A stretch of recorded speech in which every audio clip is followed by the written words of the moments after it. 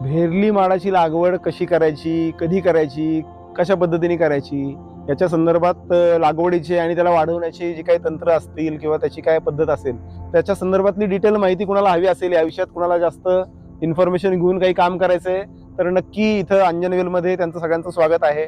त्यांनी अवश्य संपर्क साधावा. पुण्याच्या पश्चिमेला पवनेच्या खोऱ्यातील आजिवली या गावालगत असलेल्या ह्या देवराईत ह्या भेरली माडांचं मोठं जंगल आहे.